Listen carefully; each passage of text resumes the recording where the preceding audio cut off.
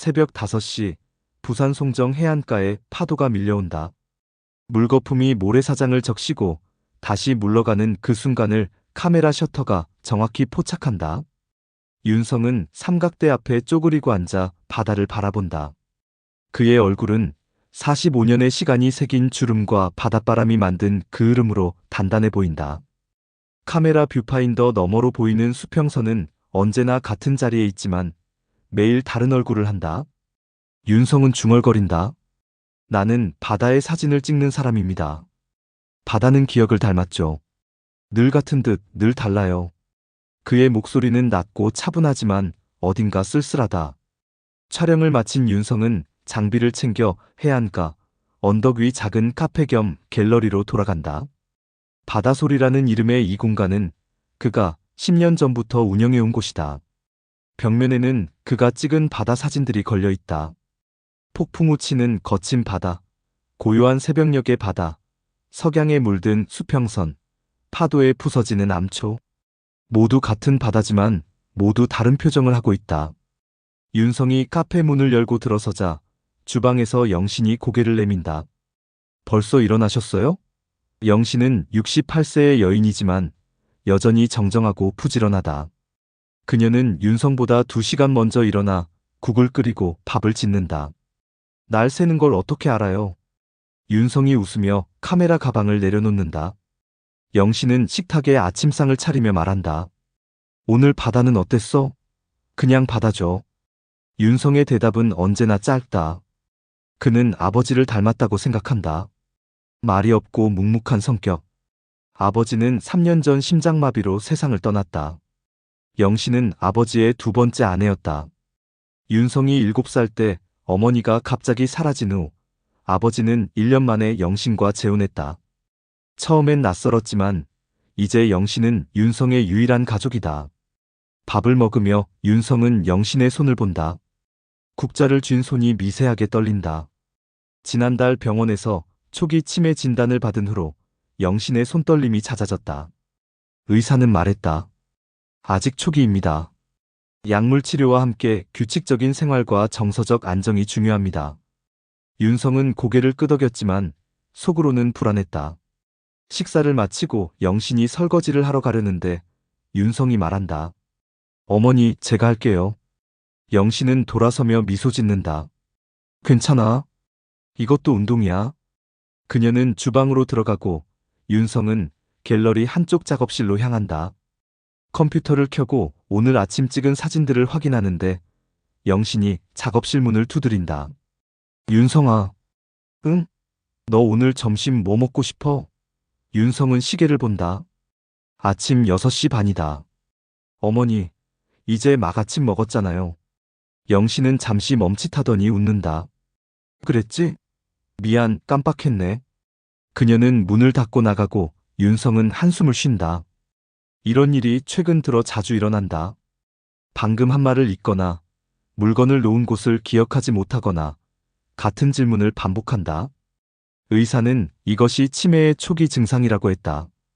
윤성은 사진 편집을 계속하다가 문득 10년 전 일이 떠올랐다. 아버지가 아직 살아계실 때 영신이 한 말. 나는 원래 기억력이 안 좋았어. 그래서 중요한 건 다 메모해뒀지. 윤성은 당시엔 그냥 성격이 그런가 보다 했는데 지금 생각해보면 그때부터 이미 신호가 있었던 건 아닐까?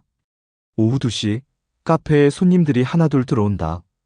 윤성은 바리스타 아르바이트생 수진과 함께 커피를 내린다.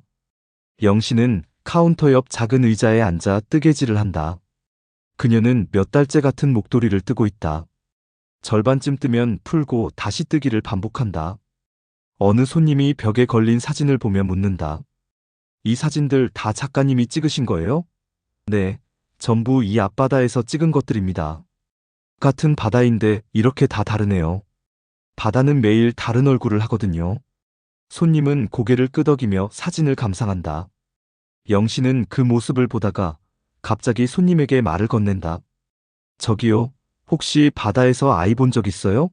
손님은 당황한 표정으로 영신을 본다. 네? 아이요? 윤성이 재빨리 끼어든다. 어머니, 손님 불편하시겠어요. 영신은 아무렇지 않게 말한다. 내 진짜 아들은 아직 바다에 있거든. 이 아이는 다른 아이야. 윤성의 미소가 굳는다. 손님은 어색하게 웃으며 자리로 돌아간다. 영신은 다시 뜨개질을 하고 윤성은 그녀를 바라본다. 저녁이 되어 카페 문을 닫고 윤성과 영신은 위층 주거 공간으로 올라간다. 저녁을 먹고 영신은 TV를 보다가 졸고 윤성은 노트북으로 내일 촬영 장소를 검색한다.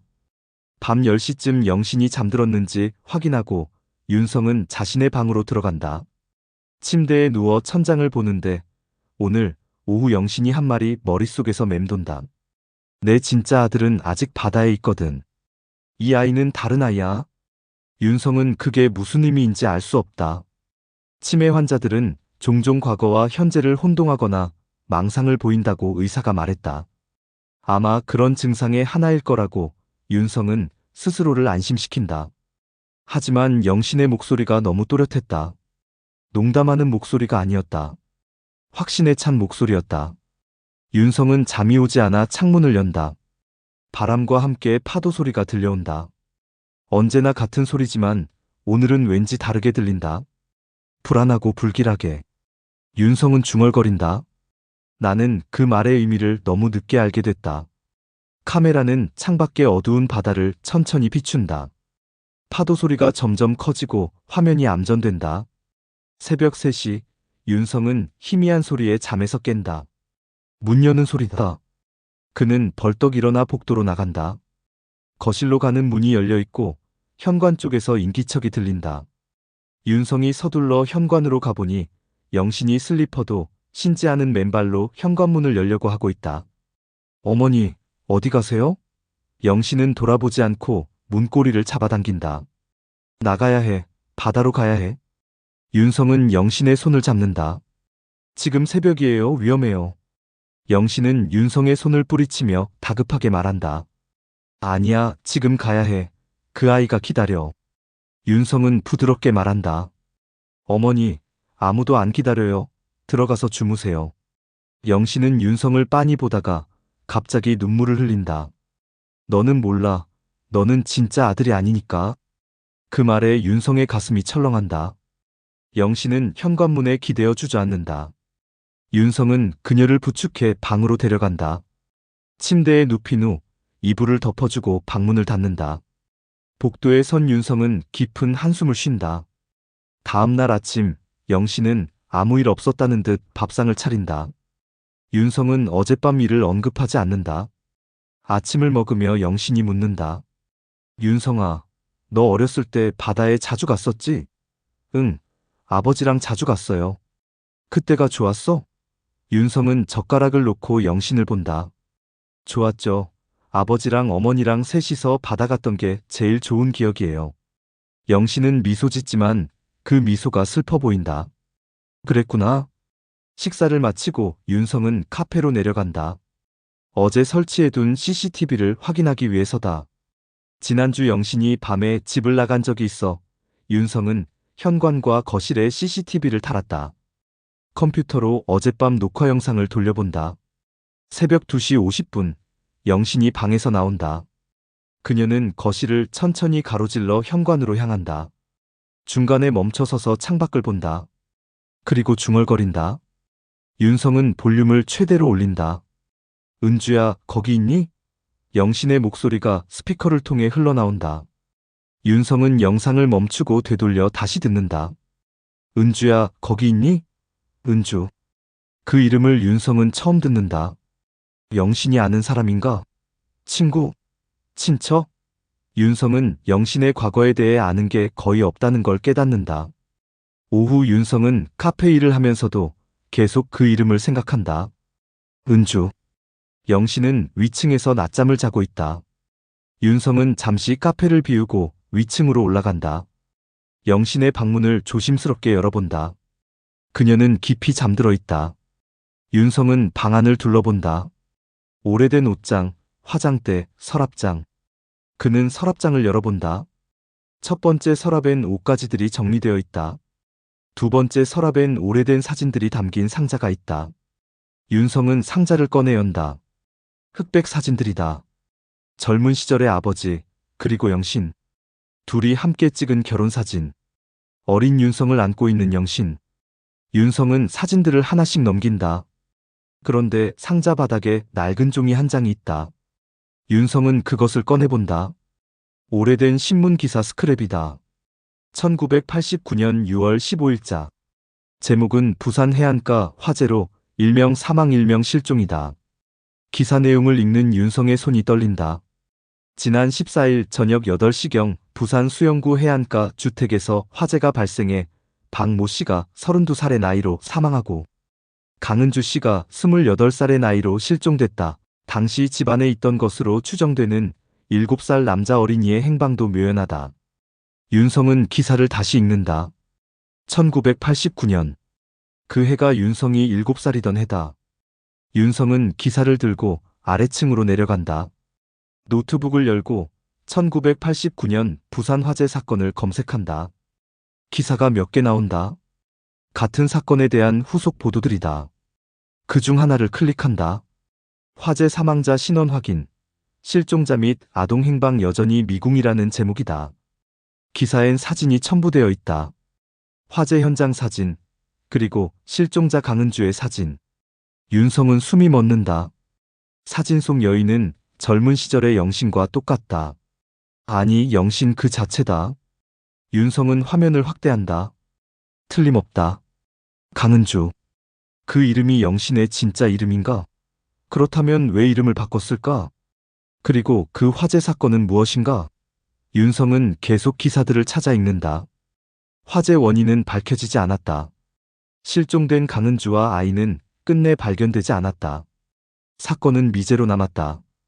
윤성은 손으로 얼굴을 감싼다. 머릿속이 복잡하다. 이게 무슨 의미인가?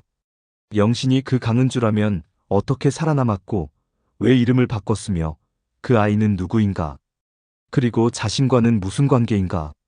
밤이 되어 영신이 잠든 후 윤성은 다시 CCTV 영상을 확인한다. 오늘 낮에 찍힌 영상을 빨리 돌려본다. 영신은 대부분 거실 소파에 앉아 TV를 보거나 뜨개질을 한다. 그런데 오후 4시쯤 그녀가 갑자기 일어나 창문으로 간다. 바다를 한참 바라보다가 창문을 열고 밖을 향해 손을 흔든다. 그리고 조용히 말한다. 윤성은 볼륨을 올린다. 엄마가 여기 있어. 곧 갈게. 조금만 기다려. 영신의 목소리는 간절하다. 윤성은 영상을 멈춘다. 그녀는 누구에게 말하는 걸까? 바다에 있다는 그 아이에게? 윤성은 창밖을 본다. 깊은 밤, 바다는 검고 고요하다. 파도 소리만 계속 들려온다. 윤성은 중얼거린다. 은주야, 거기 있니? 그는 그 이름을 다시 불러본다. 하지만 대답은 없다. 다만 바람만이 창문을 흔든다. 다음 날 새벽 윤성은 악몽에서 깬다. 꿈속에서 그는 불타는 집 안에 있었다. 연기가 자욱하고 열기가 뜨겁다. 누군가 그의 손을 잡아 끈다. 여자의 목소리가 들린다. 괜찮아, 내가 지켜줄게. 윤성은 그 여자의 얼굴을 보려 하지만 연기 때문에 보이지 않는다. 잠에서 깬 윤성은 식은땀을 흘리고 있다. 그는 침대에서 일어나 물을 마신다. 손이 떨린다. 어렸을 때부터 가끔 이런 꿈을 꿨다. 불과 연기, 그리고 누군가의 손. 하지만 최근엔 없었는데 오늘 갑자기 다시 꿨다. 윤성은 창밖을 본다. 아직 어둡다. 그는 카메라를 들고 밖으로 나간다. 새벽 바다를 찍기 위해서가 아니다. 그냥 나가고 싶었다. 해안가에 서서 바다를 본다. 파도가 밀려왔다가 물러간다. 끝없이 반복된다. 윤성은 카메라를 들지 않는다. 그저 바다를 본다. 그리고 묻는다. 여기 누가 있습니까? 바다는 대답하지 않는다. 다만 파도만 계속 밀려올 뿐이다. 아침이 되어 집으로 돌아온 윤성은 영신이 거실에 없는 걸 발견한다. 어머니? 그는 영신의 방으로 가지만 그곳에도 없다. 화장실에도 없다. 윤성은 급히 CCTV를 확인한다. 새벽 5시 영신이 집을 나갔다. 현관문을 열고 계단을 내려가는 그녀의 뒷모습이 보인다. 윤성은 휴대폰을 들고 영신에게 전화를 건다. 신호는 가지만 받지 않는다. 윤성은 재킷을 입고 밖으로 뛰쳐나간다. 해안가를 따라 뛴다. 영신을 찾아 소리친다. 어머니, 어디 계세요? 하지만 아무 대답이 없다. 윤성은 카페로 돌아와 경찰에 신고한다. 그리고 동네 이곳저곳을 찾아다닌다. 아는 상인들에게 물어보지만 아무도 영신을 보지 못했다고 한다. 하루가 지나고 이틀이 지난다. 영신은 나타나지 않는다. 윤성은 잠도 제대로 자지 못하고 계속 그녀를 찾아다닌다. 경찰은 CCTV를 추적하고 실종자 수배를 넓힌다. 사흘째 되는 날 저녁, 경찰로부터 전화가 온다. 강릉에서 실종자와 비슷한 여성이 발견되었다는 것이다. 윤성은 곧바로 차를 몰고 강릉으로 향한다. 3시간을 달려 강릉경찰서에 도착한다. 경찰이 안내한 곳은 인근 병원이다. 응급실에 영신이 누워있다. 윤성은 그녀에게 달려간다. 어머니, 영신은 눈을 뜬다. 하지만 윤성을 알아보지 못한다. 당신은 누구세요? 윤성은 멈칫한다. 저예요, 윤성이요. 영신은 고개를 젓는다. 난 윤성이란 사람 몰라요. 내 아들은 바다에 있어요. 윤성은 그녀의 손을 잡는다. 어머니, 제정신이세요? 영신은 손을 뿌리친다. 난 당신 어머니가 아니에요. 내 이름은 강은주예요. 윤성은 숨이 막힌다. 강은주. 그 이름을 영신의 입에서 직접 듣는 순간 모든 것이 현실이 된다. 의사가 다가와 윤성을 옆으로 데려간다. 환자분이 심한 혼란 상태에 있습니다. 치매가 급격히 악화된 것 같습니다. 의사는 영신의 손목을 보여준다. 낡은 플라스틱 팔찌가 채워져 있다. 이걸 차고 계셨는데요. 윤성은 팔찌를 자세히 본다. 거기엔 희미하게 글씨가 새겨져 있다. 강은주, 1989, 환자번호 2174. 윤성의 손이 떨린다. 이게 뭡니까? 의사는 고개를 가로젓는다. 저희도 잘 모르겠습니다. 아마 오래된 병원 팔찌 같은데요. 윤성은 팔찌를 만져본다. 플라스틱이 낡아 거칠다. 1989년. 그 화재 사건이 있던 해다. 윤성은 영신을 본다. 아니, 강은주를. 그녀는 창밖을 보며 중얼거린다. 바다로 가야 해. 내 아들이 거기 있어. 병원에서 하룻밤을 보낸 후 윤성은 영신을 부산으로 데려온다. 차 안에서 영신은 계속 창밖만 본다. 아무 말도 하지 않는다. 윤성이 말을 걸어도 대답이 없다. 집에 도착해 영신을 방에 눕힌다. 이불을 덮어주고 나오려는데 영신이 갑자기 말한다. 여기가 어디예요? 윤성은 돌아선다. 우리 집이에요, 어머니 집. 영신은 고개를 젓는다. 아니에요, 내 집은 바닷가에 있어요. 빨간 지붕에 흰 벽. 윤성은 침대 옆에 앉는다. 어머니, 우리 여기서 10년 넘게 살았어요. 영신은 윤성을 빤히 본다. 당신 누구세요? 윤성의 가슴이 아프다. 저 윤성이에요, 어머니 아들. 영신은 웃는다. 내 아들은 7살이에요. 당신은 너무 늙었어요. 윤성은 말문이 막힌다. 영신은 다시 창밖을 본다. 윤성은 방을 나와 문을 닫는다. 복도에 선 채 깊게 숨을 쉰다. 다음 날 윤성은 영신을 병원에 데려간다. 담당 정신과 의사는 영신을 면담한 후 윤성을 부른다. 환자분의 치매가 예상보다 빠르게 진행되고 있습니다. 특히 최근 기억보다 과거 기억에 집착하는 양상을 보입니다. 윤성은 묻는다. 왜 갑자기 이렇게 됐을까요? 의사는 설명한다. 치매 환자들은 스트레스나 환경 변화에 민감합니다. 무언가 큰 심리적 충격이 있었을 가능성이 있습니다. 윤성은 그동안의 일들을 떠올린다. 영신이 밤마다 바다를 찾아 나가려 했던 것, 은주라는 이름을 부른 것, 그리고 진짜 아들이 바다에 있다고 말한 것. 의사는 계속 말한다. 환자분이 자신을 강은주라고 소개한다고 하셨죠? 네. 그게 과거의 이름일 가능성이 큽니다. 치매 환자들은 종종 과거의 자아로 돌아갑니다. 윤성은 손에 든 낡은 팔찌를 의사에게 보여준다. 이걸 차고 있었는데요. 의사는 팔찌를 살펴본다. 1989년 병원 팔찌네요. 아마 그때 입원한 적이 있었던 것 같습니다. 어디 병원인지 아십니까? 글씨가 너무 흐릿해서 잘 안 보이네요. 윤성은 집으로 돌아와 팔찌를 자세히 조사한다. 확대경으로 보니 작은 로고가 새겨져 있다. 부산의료원이라는 글씨가 희미하게 보인다. 윤성은 부산의료원에 전화를 건다. 1989년 환자 기록을 찾을 수 있냐고 묻는다. 직원은 난처해한다. 그렇게 오래된 기록은 디지털화되지 않았을 수 있다고 한다. 하지만 보관소에 있을 수는 있으니 방문해서 신청서를 작성하라고 한다. 윤성은 다음날 병원을 찾아간다. 의무기록과에서 신청서를 작성하고 기다린다. 2시간 후 직원이 낡은 파일을 들고 나온다. 1989년 6월에 강은주라는 이름으로 응급실에 입원한 기록이 있습니다. 윤성은 파일을 받아 펼친다. 환자명 강은주, 나이 28세, 입원일 1989년 6월 14일, 진단명 화상. 이도 및 연기 흡입, 특이사항 화재 현장에서 구조됨, 의식 혼미 상태, 신원 확인 어려움. 윤성은 손이 떨린다. 6월 14일. 그 화재 사건이 일어난 날이다. 윤성은 계속 기록을 읽는다. 환자는 3일간 입원 치료 후 퇴원, 보호자 없음, 퇴원 후 행방 확인 안 됨. 윤성은 직원에게 묻는다. 이후 기록은 없나요? 직원은 고개를 젓는다. 이게 전부입니다. 퇴원 후엔 다시 오지 않으신 것 같습니다. 윤성은 파일을 복사해 집으로 돌아온다. 거실 테이블에 펼쳐놓고 하나하나 읽는다. 그리고 인터넷으로 다시 1989년 화재 사건 기사들을 찾는다. 여러 기사를 교차 확인하며 사건의 전모를 파악한다. 1989년 6월 14일 저녁 부산 수영구 해안가 주택에서 화재 발생.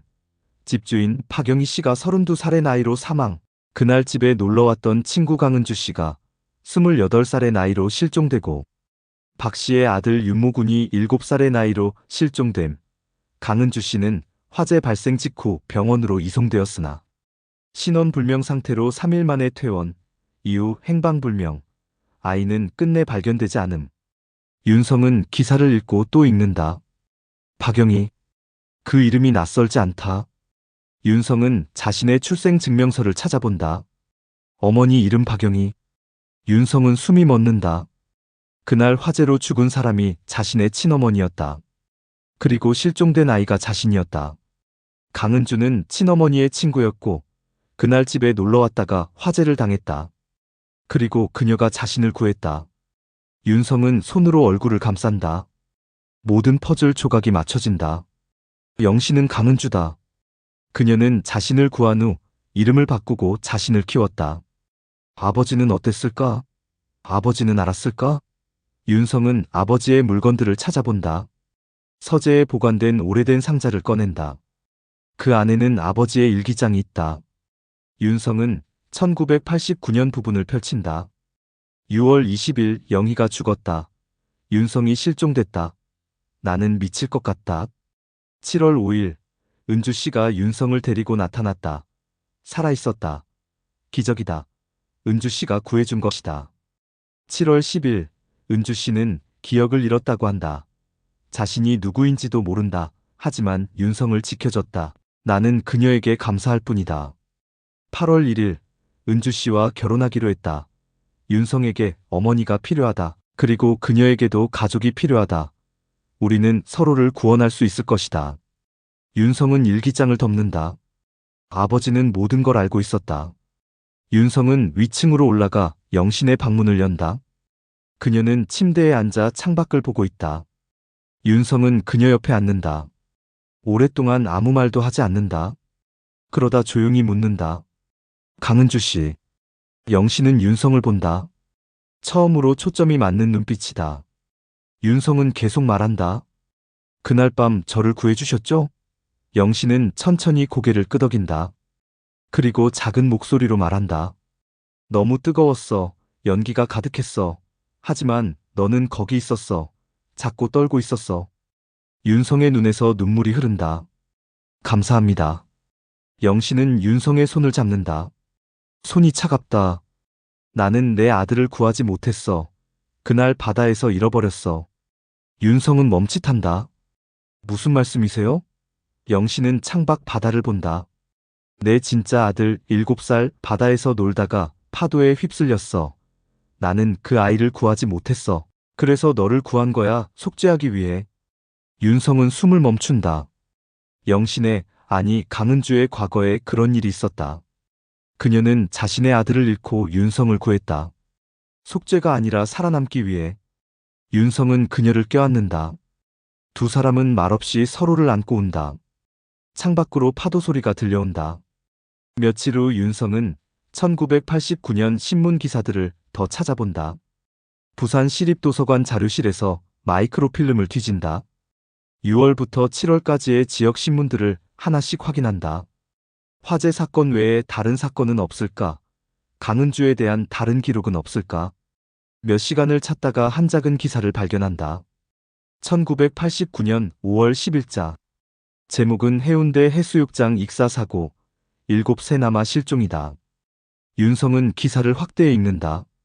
지난 9일 오후 해운대 해수욕장에서 놀던 7살 남자 어린이가 파도에 휩쓸려 실종됐다. 해경이 수색 중이나 발견되지 않고 있다. 실종 아동의 어머니 강모 씨는 극심한 충격으로 병원에 입원했다. 윤성은 숨을 죽인다. 강모 씨, 강은주일 것이다. 그리고 그 아이가 그녀의 아들.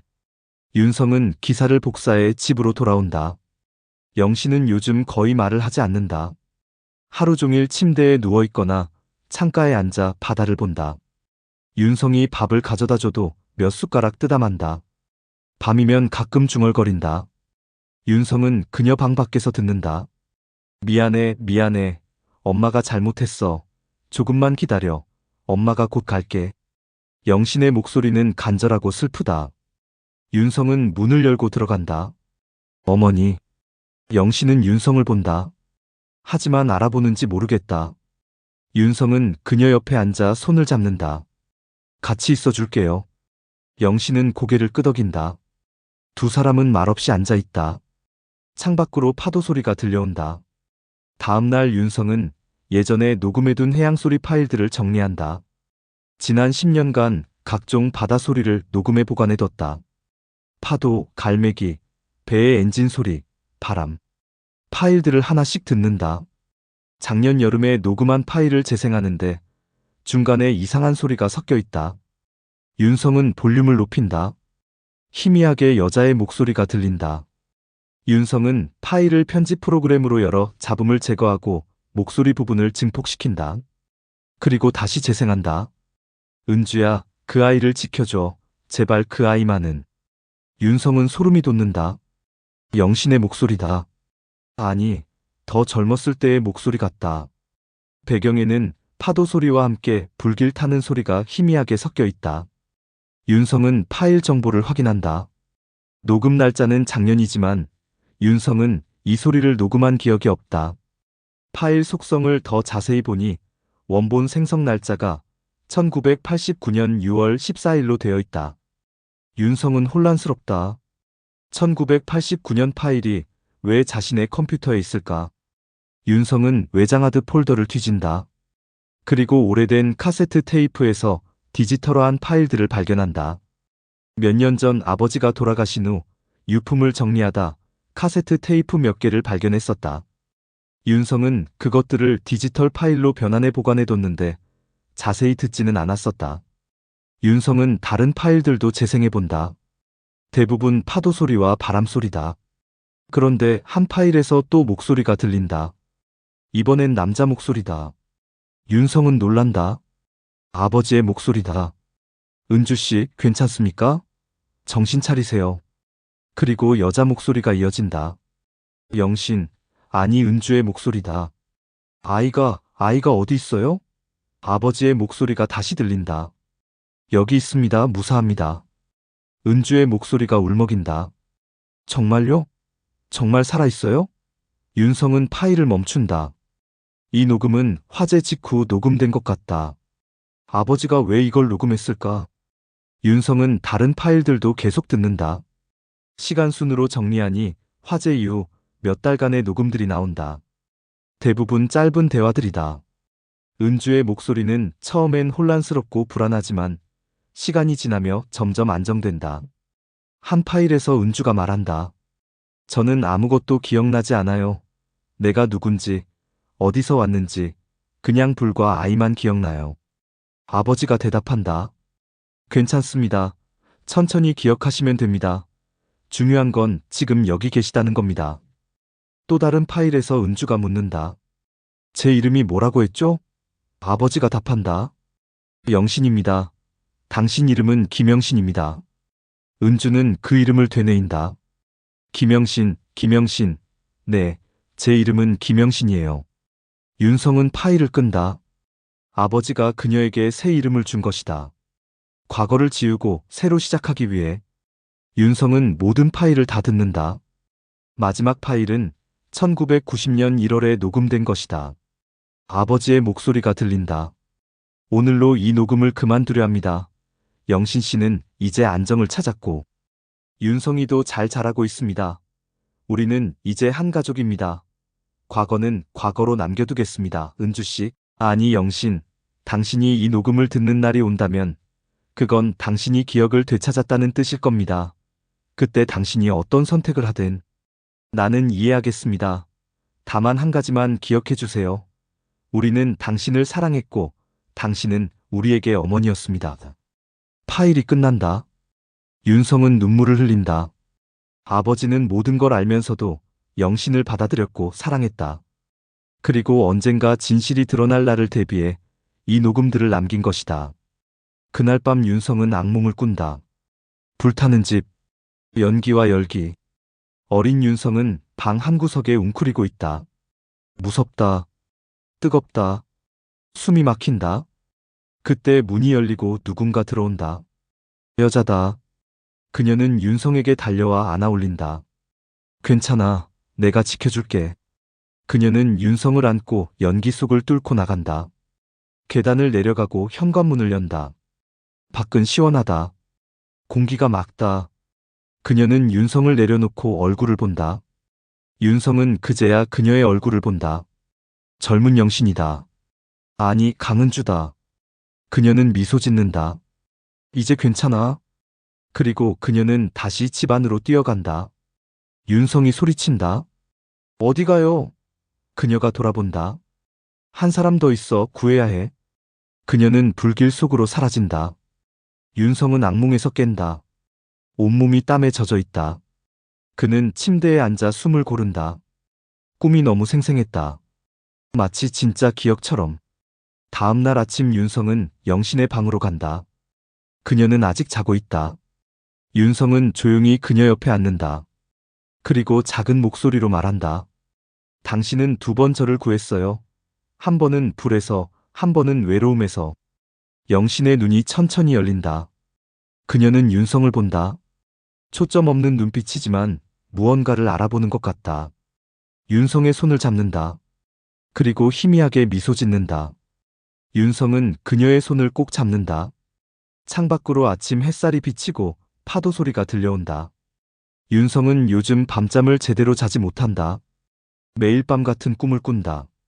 불타는 집, 연기, 그리고 자신을 구하는 여자. 꿈에서 깰 때마다 온몸이 땀에 젖어 있고 심장이 빠르게 뛴다. 윤성은 이것이 단순한 꿈이 아니라 기억이라는 걸 안다. 어린 시절 억눌렀던 기억이 이제야 돌아오는 것이다. 낮에는 카페를 운영하고 영신을 돌본다. 영신의 상태는 점점 나빠진다. 이제 윤성을 전혀 알아보지 못한다. 가끔 그를 선생님이라 부르거나 아저씨라 부른다. 밥을 먹여도 잘 먹지 않는다.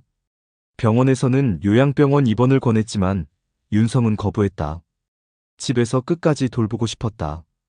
어느 날 저녁 윤성은 오래된 사진첩을 꺼낸다. 어린 시절 사진들이 담겨 있다. 7살 때 사진은 거의 없다. 8살 이후부터 사진이 많아진다. 아버지, 영신, 그리고 윤성. 셋이 함께 찍은 가족 사진들. 바다에서, 공원에서, 집에서. 모두 행복해 보인다. 하지만 윤성은 이제 안다. 이 행복이 거짓이 아니라 절박한 진실이었다는 것을. 세 사람 모두 과거의 상처를 안고 살았고 서로를 붙잡고 살아남았다는 것을. 윤성은 한 장의 사진을 오래 본다. 10살 때 바닷가에서 찍은 사진이다.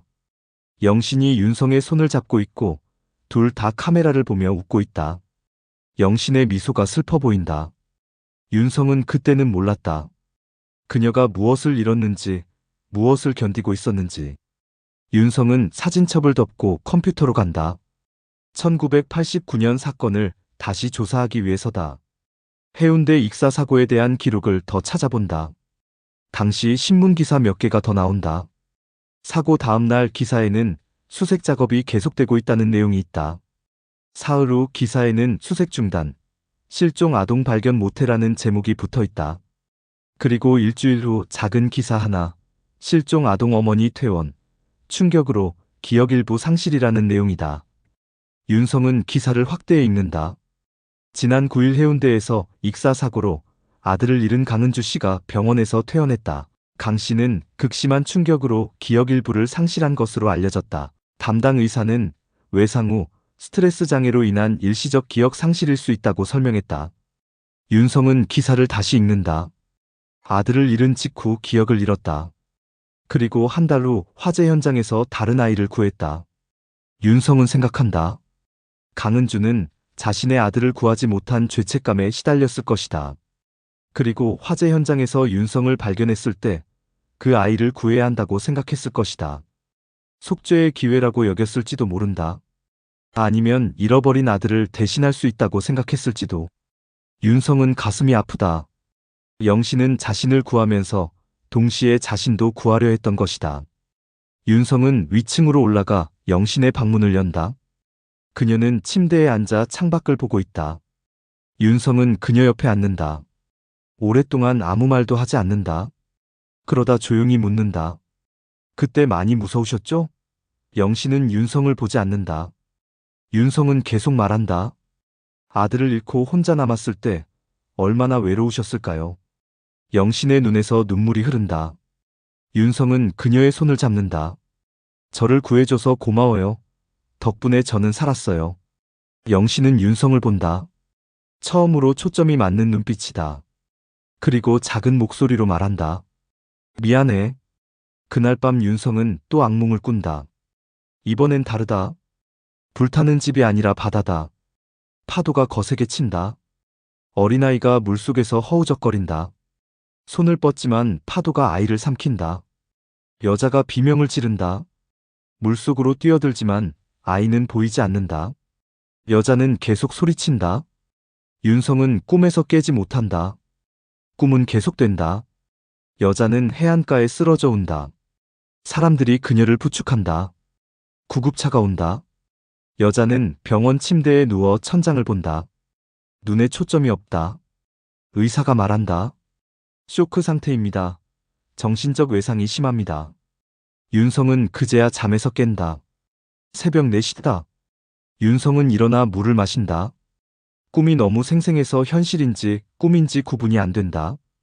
다음 날 윤성은 해운대 해수욕장에 간다.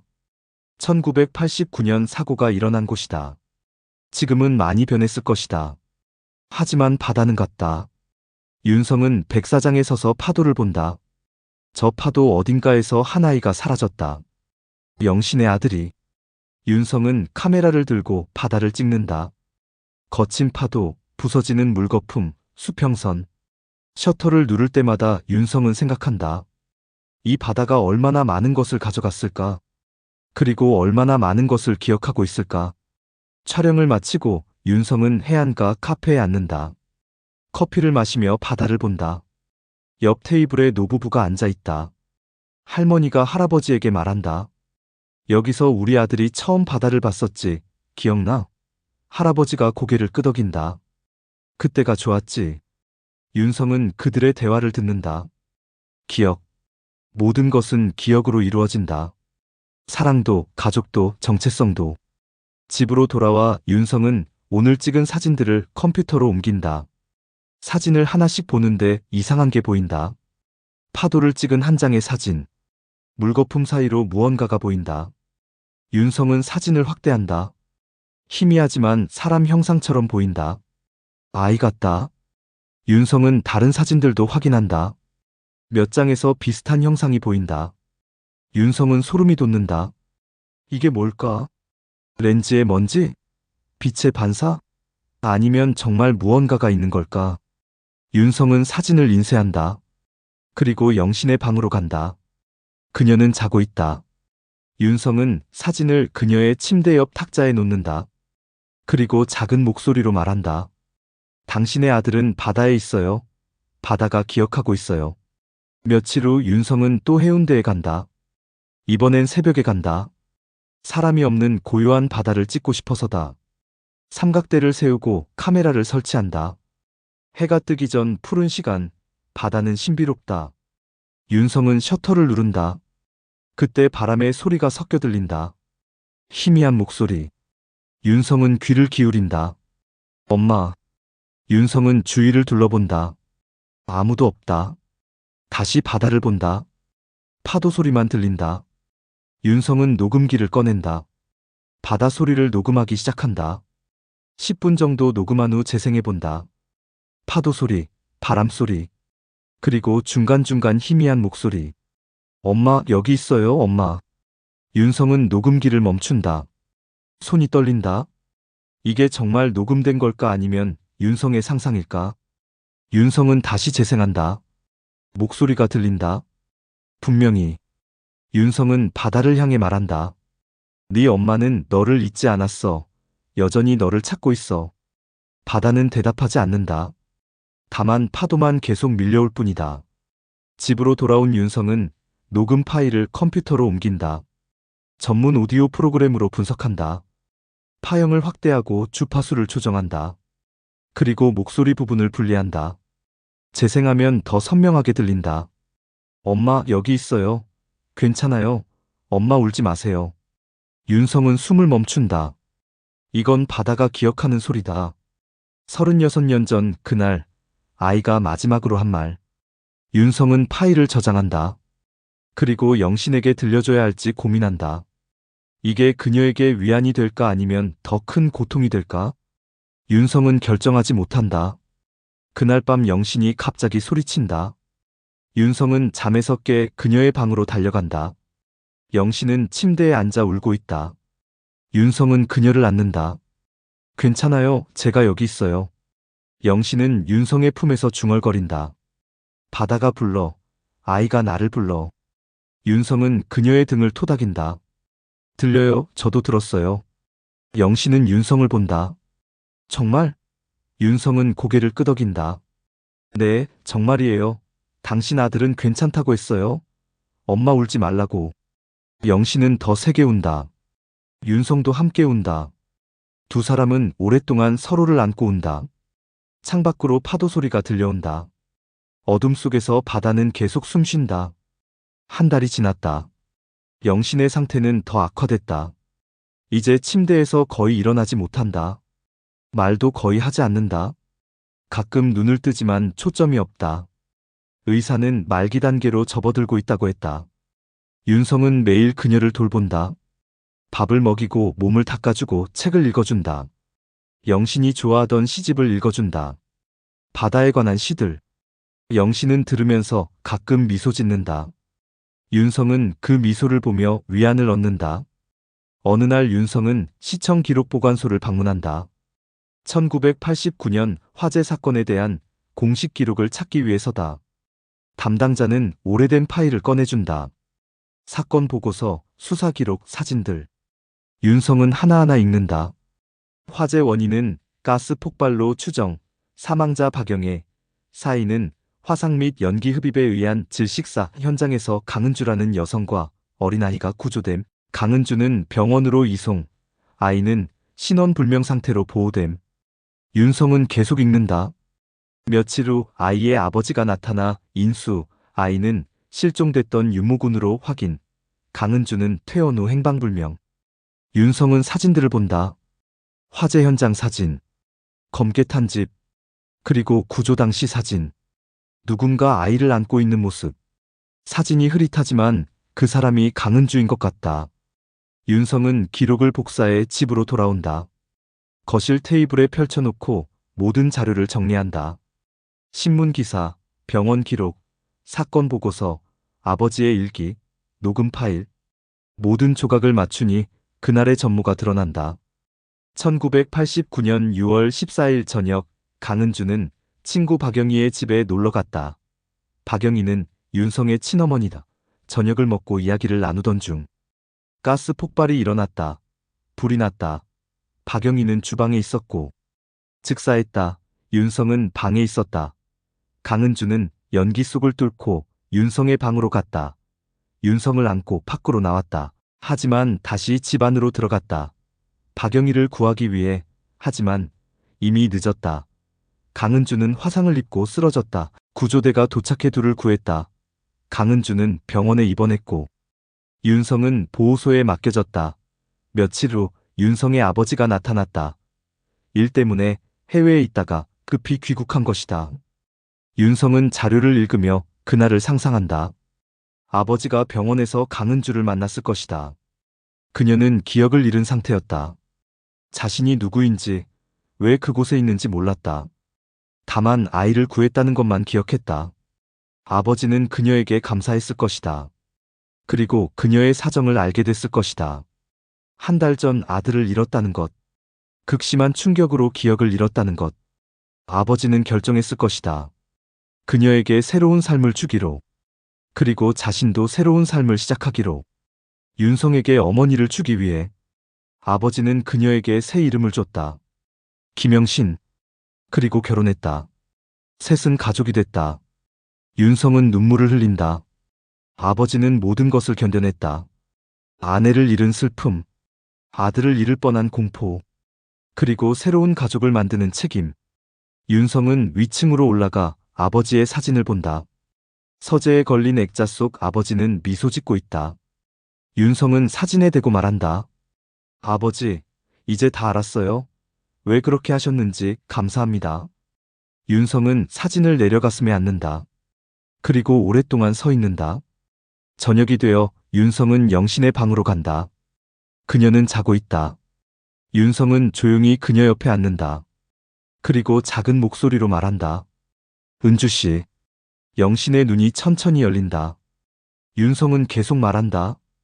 당신의 진짜 이름으로 부르고 싶어요. 강은주씨. 영신은 윤성을 본다. 희미하지만 뭔가를 알아보는 눈빛이다. 윤성은 그녀의 손을 잡는다. 당신은 저를 2번 구했어요. 한 번은 불에서, 한 번은 외로움에서, 그리고 아버지도 당신을 구했어요.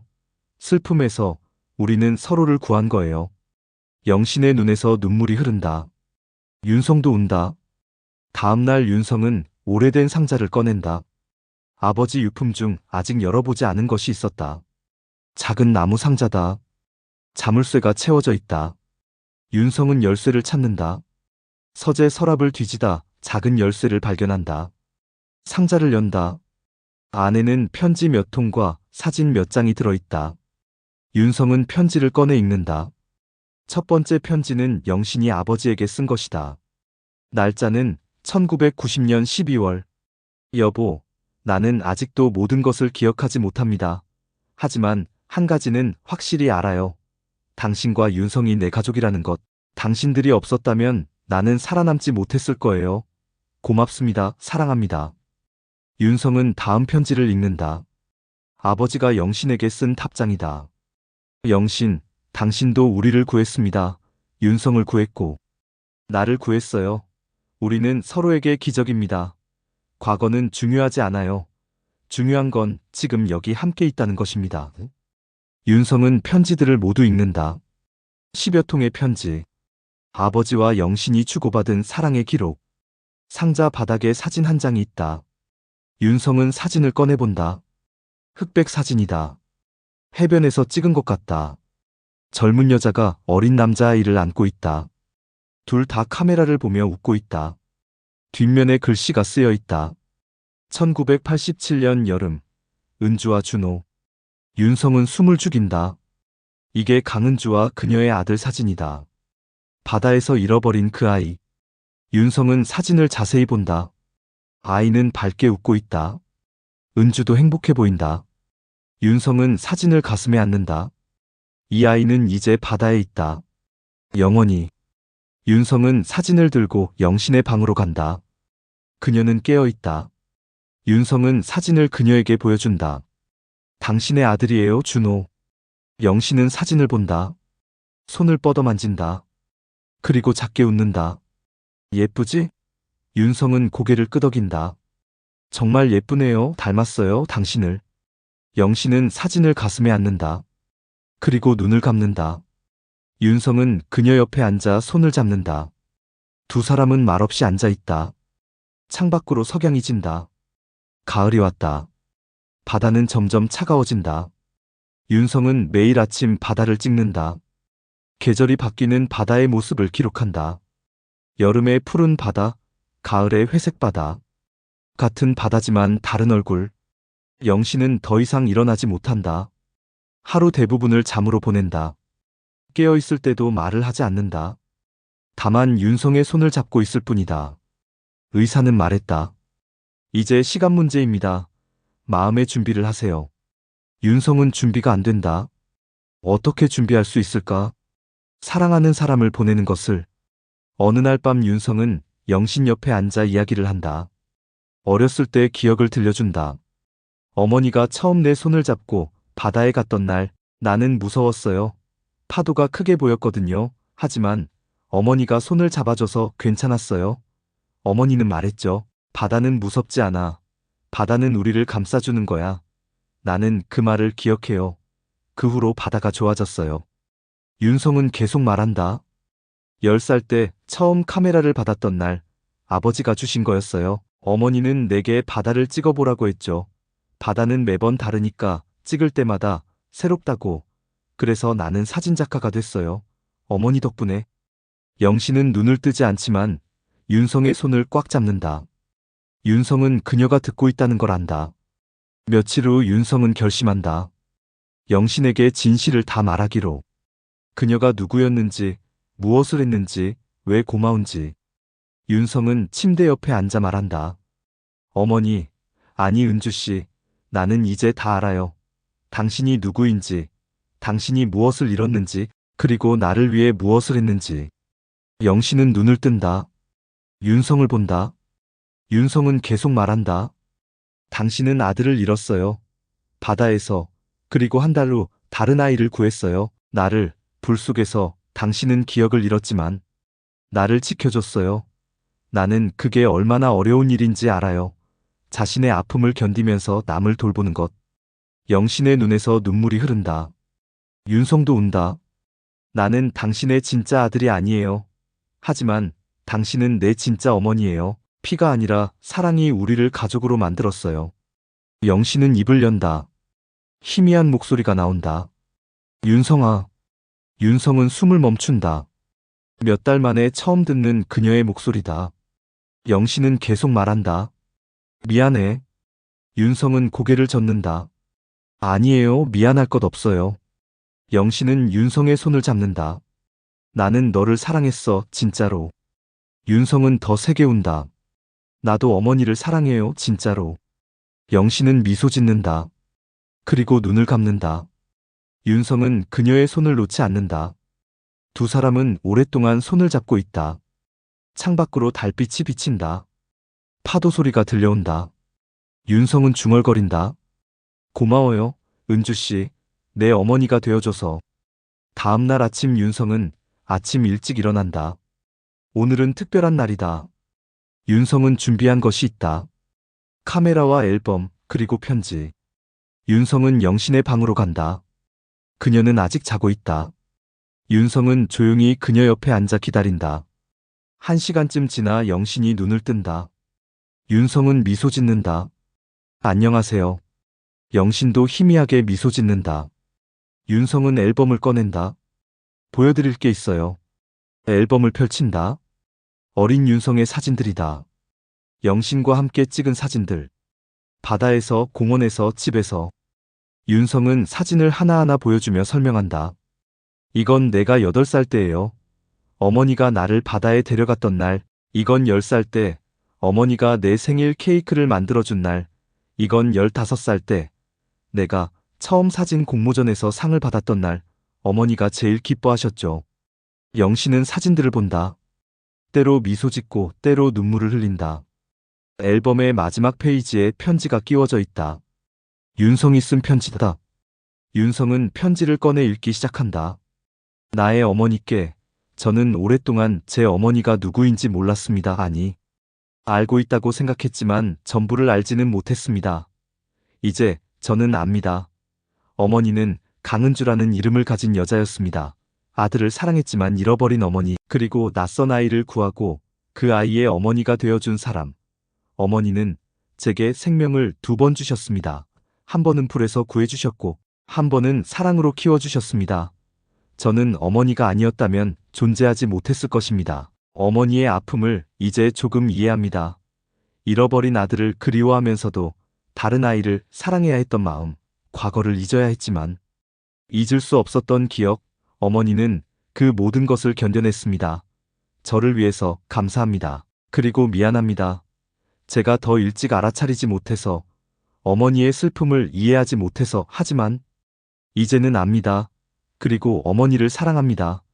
피로 연결되지 않았지만 사랑으로 연결된 우리 어머니는 제 진짜 어머니입니다.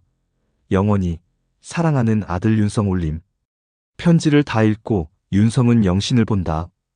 그녀는 눈을 감고 있지만 눈물이 뺨을 타고 흐른다. 윤성은 그녀의 눈물을 닦아준다. 영신은 입을 연다. 작은 목소리로 말한다. 고마워. 윤성은 대답한다. 제가 더 고마워요. 영신은 윤성의 손을 잡는다. 그리고 또 말한다. 준호야. 윤성은 멈칫한다. 준호. 그녀의 잃어버린 아들 이름. 영신은 계속 말한다. 엄마는 너를 잊은 적 없어. 매일 생각했어. 미안해. 지켜주지 못해서. 윤성은 깨닫는다. 그녀는 지금 준호에게 말하는 것이다. 윤성은 조용히 말한다. 괜찮아요, 엄마, 나는 괜찮아요. 영신은 눈을 뜬다. 윤성을 본다. 그리고 미소 짓는다. 정말? 윤성은 고개를 끄덕인다. 정말이에요. 엄마 덕분에 다른 아이가 살았어요. 그 아이는 엄마를 사랑해요. 영신은 더 세게 운다. 윤성도 함께 운다. 두 사람은 오랫동안 서로를 안고 운다. 그날 오후 윤성은 영신을 휠체어에 태워 바다로 데려간다. 그녀가 직접 가고 싶다고 했다. 마지막으로 바다를 보고 싶다고. 윤성은 휠체어를 밀고 해안가로 간다. 파도가 부드럽게 밀려온다. 윤성은 휠체어를 멈추고 영신 옆에 앉는다. 둘은 말없이 바다를 본다. 해가 서쪽으로 기울고 있다. 하늘이 주황빛으로 물든다. 영신은 바다를 보며 말한다. 아름답다. 윤성은 고개를 끄덕인다. 정말 아름답네요. 영신은 윤성을 본다. 너는 좋은 사진작가가 됐어. 윤성은 웃는다. 어머니 덕분이에요. 영신은 다시 바다를 본다. 나는 행복했어. 너와 함께여서. 윤성의 눈에서 눈물이 흐른다. 저도요. 어머니와 함께여서 행복했어요. 영신은 손을 들어 윤성의 뺨을 만진다. 울지 마. 윤성은 웃으며 운다. 네, 울지 않을게요. 하지만 눈물은 계속 흐른다. 영신도 눈물을 흘린다. 두 사람은 서로를 보며 웃고 운다. 석양이 바다를 붉게 물들인다. 파도 소리가 모든 것을 감싼다. 겨울이 왔다. 바다는 차갑고 거칠다. 윤성은 더 이상 바다 사진을 찍지 않는다. 모든 시간을 영신을 돌보는 데 쓴다. 그녀는 이제 거의 의식이 없다. 눈을 뜨지 못한다. 호흡이 약하다. 의사는 말했다. 이제 며칠 남지 않았습니다. 윤성은 그녀 곁을 떠나지 않는다. 밤낮으로 그녀 손을 잡고 있다. 가끔 그녀에게 말을 건다. 이야기를 들려준다. 추억을 이야기한다. 어머니 기억나세요? 내가 처음 자전거를 탔을 때, 넘어져서 무릎이 까졌을 때, 어머니가 약을 발라주며 노래를 불러줬었죠. 그 노래 기억나요? 영신은 대답하지 않는다. 하지만 윤성은 계속 말한다. 말을 멈추면 그녀가 떠날까봐 두렵다. 어느 날 밤 윤성은 깜빡 졸았다. 영신의 손을 잡은 채로. 얼마나 잤을까? 갑자기 손에 힘이 느껴진다. 윤성은 잠에서 깬다. 영신이 그의 손을 꽉 쥐고 있다. 윤성은 그녀를 본다. 영신의 눈이 열려 있다. 맑은 눈빛이다. 며칠 만에 처음 보는 초점이 있는 눈. 윤성은 급히 말한다. 어머니? 영신은 윤성을 본다. 그리고 미소 짓는다. 윤성아. 윤성의 눈에서 눈물이 쏟아진다. 네, 저 여기 있어요. 영신은 천천히 말한다. 고마워, 곁에 있어줘서. 윤성은 고개를 끄덕인다. 저야말로 고마워요. 영신은 숨을 깊이 들이마신다. 그리고 말한다. 나 이제 가야 할 것 같아. 윤성은 그녀의 손을 더 꽉 잡는다. 아직 가지 마세요. 영신은 윤성의 뺨을 쓰다듬는다. 괜찮아. 나는 충분히 행복했어. 윤성은 더 세게 운다. 영신은 창밖을 본다. 어둠 속에서 바다 소리가 들린다. 그녀는 조용히 말한다. 바다가 부르네. 윤성은 묻는다. 누가 부르나요? 영신은 윤성을 본다. 내 아들 준호. 윤성은 숨을 죽인다. 영신은 계속 말한다. 그 애가 기다려. 이제 가도 된다고. 윤성은 고개를 끄덕인다. 그럼 가세요. 가서 만나세요. 영신은 미소 짓는다. 그런데 너는 어떻게? 윤성은 웃으며 운다. 저는 괜찮아요. 어머니가 주신 사랑으로 잘 살 거예요. 영신은 윤성의 손을 꽉 쥔다. 너는 좋은 아이야, 아니 좋은 사람이야. 윤성은 대답한다.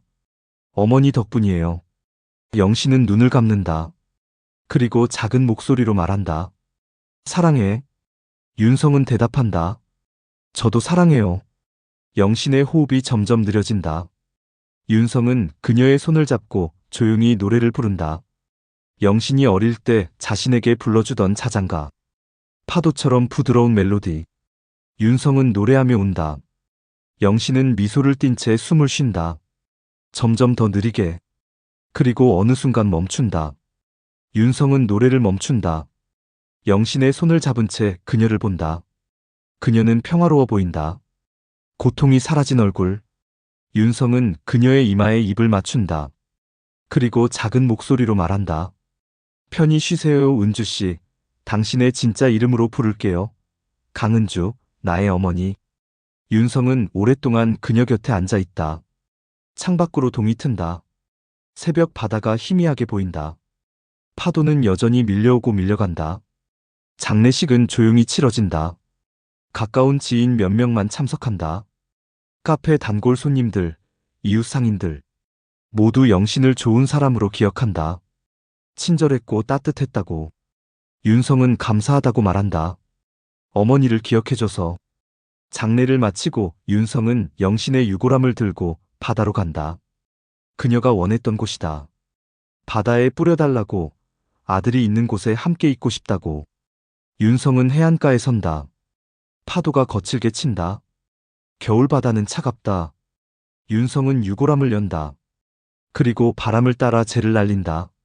하얀 재가 바람에 흩날려 바다로 떨어진다. 파도가 그것을 감싼다. 윤성은 말한다. 어머니, 이제 아들을 만나세요. 준호를 만나세요. 그리고 행복하세요. 윤성은 오랫동안 바다를 본다. 제가 모두 바다로 사라질 때까지. 그날 밤 윤성은 집으로 돌아온다. 빈집은 너무 조용하다. 윤성은 영신의 방에 들어간다. 그녀의 물건들이 그대로 있다. 침대, 옷장, 서랍. 윤성은 서랍을 연다. 영신이 간직하던 것들을 본다. 오래된 편지들, 사진들, 그리고 작은 일기장. 윤성은 일기장을 꺼낸다. 펼쳐본다. 영신의 글씨다. 날짜는 제각각이다. 윤성은 첫 페이지를 읽는다. 1990년 8월 5일. 나는 내가 누구인지 잘 모른다. 하지만 한 가지는 안다. 나는 이제 엄마다. 윤성이라는 아이의 엄마. 이 아이를 지켜야 한다. 윤성은 다음 페이지를 읽는다. 1995년 3월 12일. 윤성이가 오늘 학교에서 상을 받았다. 그림 그리기 대회에서 바다 그림 나는 울었다. 이 아이는 재능이 있다. 나는 이 아이가 자랑스럽다. 윤성은 계속 읽는다. 수십 페이지. 영신의 삶이 담겨 있다. 윤성을 키우며 느낀 기쁨과 걱정. 그리고 가끔 나오는 준우에 대한 그리움. 마지막 페이지에 최근 날짜가 적혀 있다.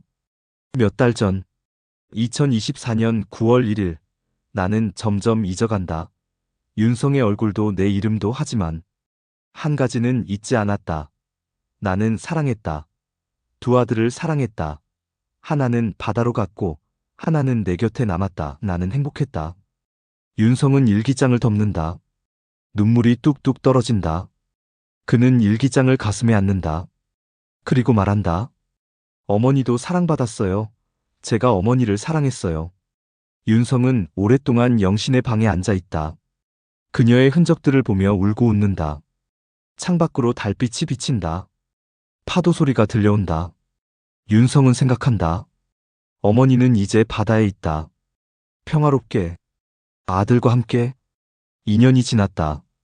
윤성은 여전히 카페를 운영한다. 하지만 이제는 혼자다. 가끔 외롭지만 괜찮다. 영신이 남긴 사랑이 그를 지탱한다.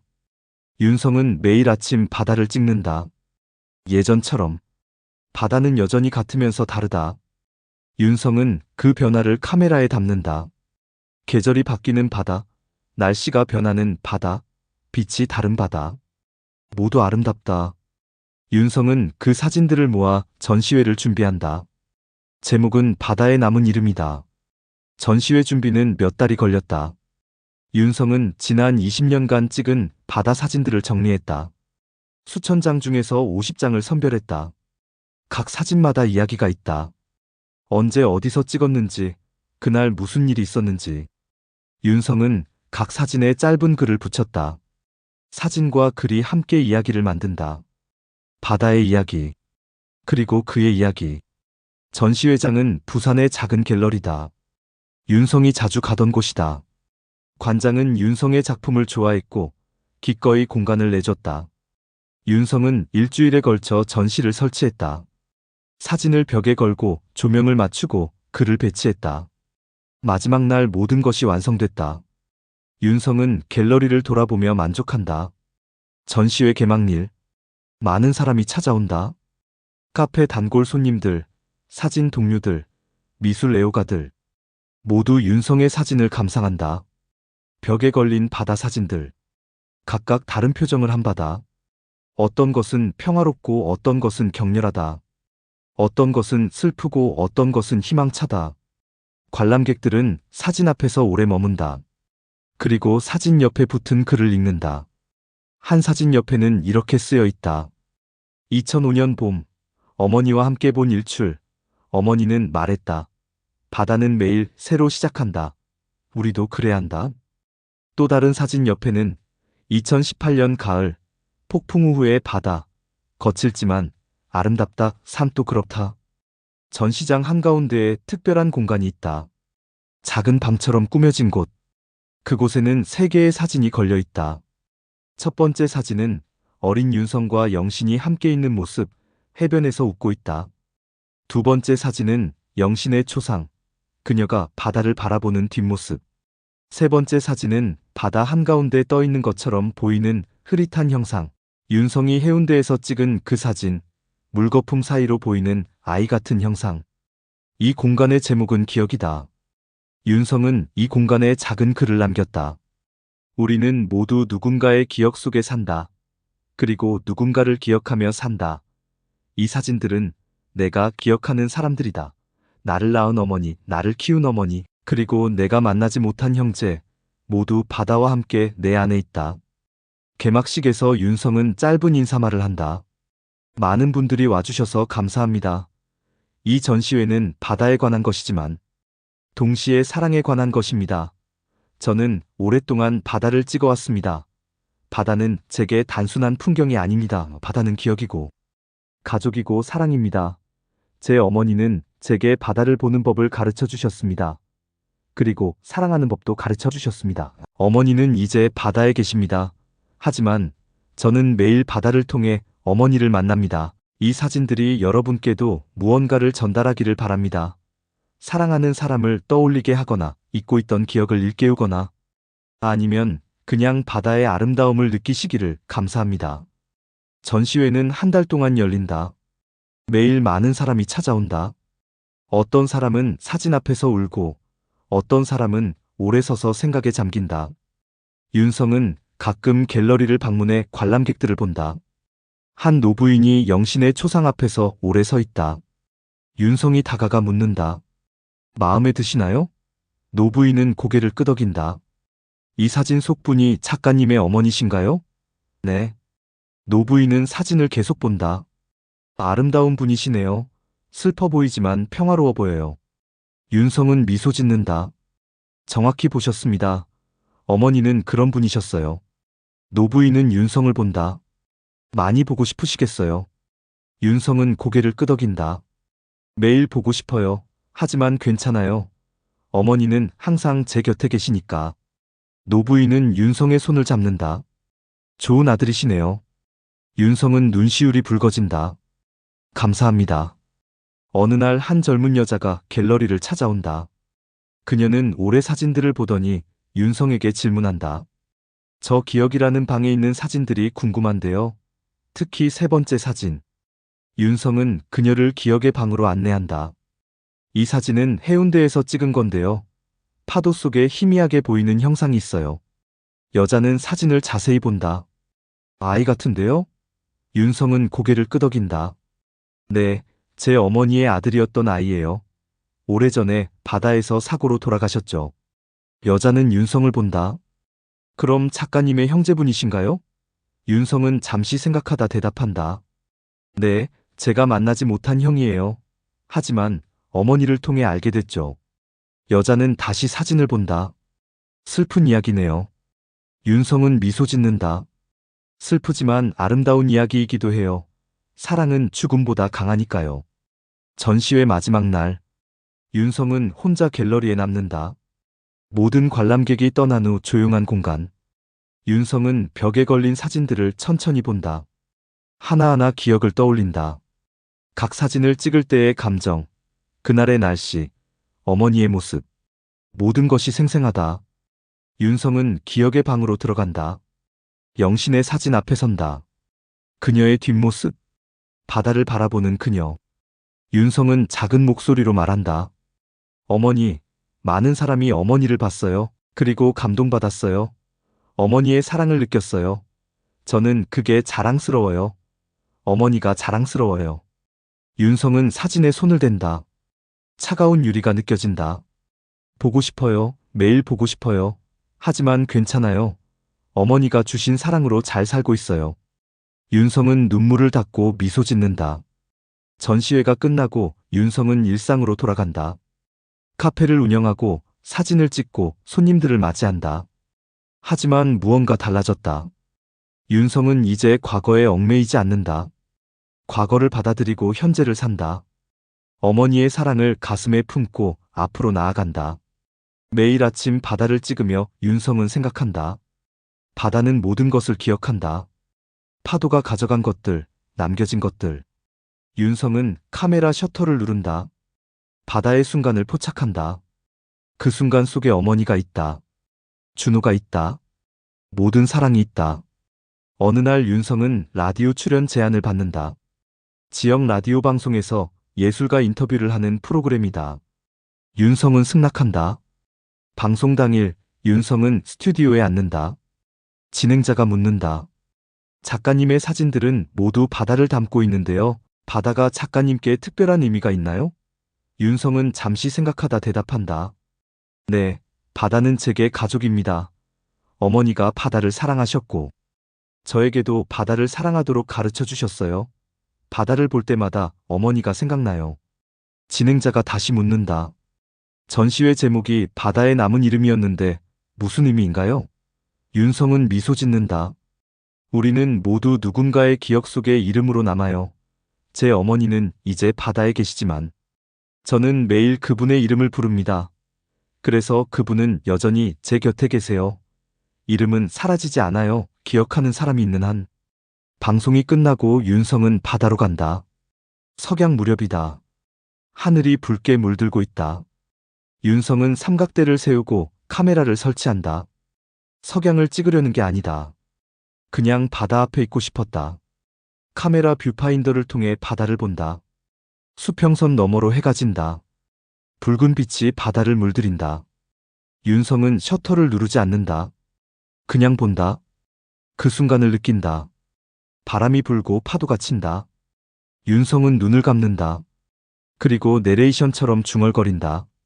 나는 바다의 사진을 찍는 사람입니다. 바다는 기억을 닮았죠. 늘 같은 듯 늘 달라요. 어머니는 이제 바다에 계십니다. 파도가 될 때도 있고, 고요함이 될 때도 있어요. 하지만 항상 거기 계세요. 저는 매일 바다를 봅니다. 그리고 어머니를 기억합니다. 강은주라는 이름으로. 제 진짜 어머니였던 분. 윤성은 눈을 뜬다. 해가 완전히 졌다. 하늘이 어두워진다. 별이 하나둘 나타난다. 윤성은 장비를 정리한다. 그리고 바다를 향해 마지막으로 말한다. 잘 자요, 어머니. 내일 또 올게요. 윤성은 돌아선다. 해안가를 따라 걷는다. 파도 소리가 그를 따라온다. 윤성은 미소 짓는다. 그는 외롭지 않다. 어머니의 사랑이 함께하기에, 그리고 매일 바다가 있기에. 카메라는 윤성의 뒷모습을 비춘다. 그는 천천히 걸어간다. 어둠 속으로. 하지만 두렵지 않다. 앞에는 빛이 있다. 집에 불빛이 보인다. 윤성은 집으로 향한다. 내일 또 바다를 찍기 위해. 내일 또 어머니를 기억하기 위해. 화면이 천천히 페이드 아웃된다. 마지막 장면. 바다. 파도가 밀려온다. 그리고 모래사장에 글씨가 쓰여 있다. 누군가 막대기로 쓴 것 같다. 두 개의 이름. 강은주, 윤성. 파도가 밀려와 글씨를 지운다. 하지만 다시 물러가면 글씨가 다시 나타난다. 희미하지만 여전히 읽을 수 있다. 파도는 계속 밀려오고 밀려간다. 글씨는 점점 흐려진다. 하지만 완전히 사라지지는 않는다. 어딘가에 남아있다. 모래 속 깊이. 바다의 기억 속에. 그리고 누군가의 마음 속에. 이름은 남는다. 사랑은 남는다. 바다에. 영원히. 엔딩 크레딧이 올라간다. 배경으로 파도 소리가 들린다. 그리고 윤성의 마지막 내레이션이 겹쳐진다. 그녀는 나의 어머니이자 나를 다시 태어나게 한 사람입니다. 나는 오늘도 바다의 소리를 찍습니다. 그 안에 그녀의 이름이 남아있으니까. 강은주. 바다에 남은 이름. 나의 어머니. 영원한 나의 어머니. 내레이션이 끝나고 음악이 흘러나온다. 잔잔하고 서정적인 피아노 선율. 크레딧이 계속 올라간다. 음악이 점점 커진다. 그리고 마지막 장면. 해 뜨는 바다. 새로운 아침. 파도가 빛나고 있다.